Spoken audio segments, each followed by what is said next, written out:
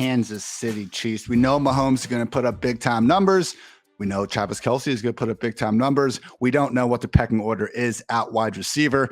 Little bit of uncertainty going around here with this specific question, Dwain, because amidst Skyy Moore basically flashing day after day. I mean, again, just training camp highlights, and you do have to get past seeing, a guy wearing number 24 going downfield, but objectively making some good plays out there. Not that we're overly concerned with that, Dwain, but we did see him come up gimpy in practice as we record this on August 2nd. But Dwain, the question is, how early is too early for Skyy Moore? We had one beat reporter saying that he viewed Skyy Moore as a 2023 pick. He's not thinking that's the case anymore. And not a pick necessarily, but, like a 2023 contributor. That's what you're most concerned with finding out.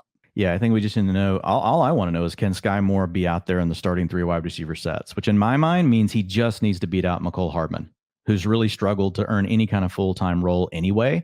Look, MVS is going to be out there on the opposite side. They paid him. Will he be able to earn targets? Different question.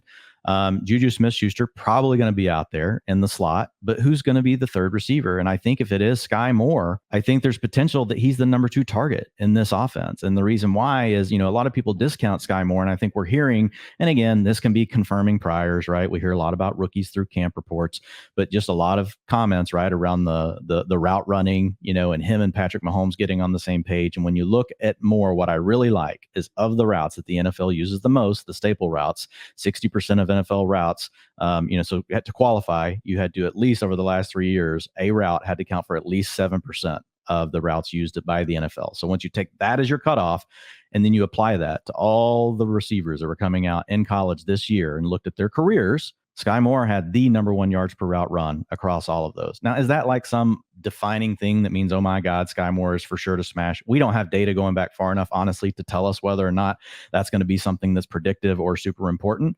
But it made me take note, right? Because a lot of people immediately dismiss Skyy Moore because he comes from a small school. And what do people equate small schools with? Not going to be ready. Not going to be ready for the big time. So at least against the competition he played against, Skyy Moore proved to be really good on the things that the NFL likes to do. And when you think about what we have with the Chiefs, MVS probably going to be stretching the field out more. Juju more of an underneath guy. Kelce can do everything.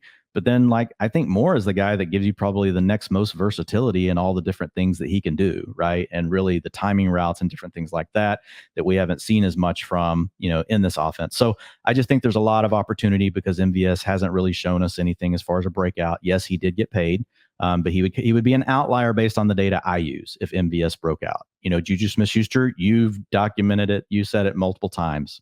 What's he been really on all of his underlying metrics since his breakout season? Not much, and people want to blame Ben, when you look at Deontay Johnson and you're like, well, it didn't bother Deontay Johnson.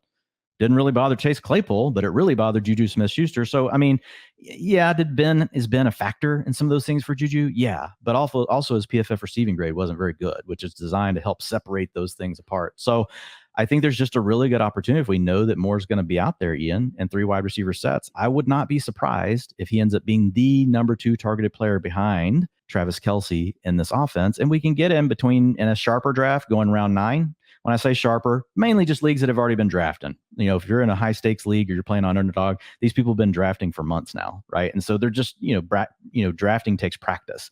But if you're in a home league and these ADPs haven't caught up yet, like Skyy Moore, man, round 12, round 13, you're getting this guy maybe with one of your last picks.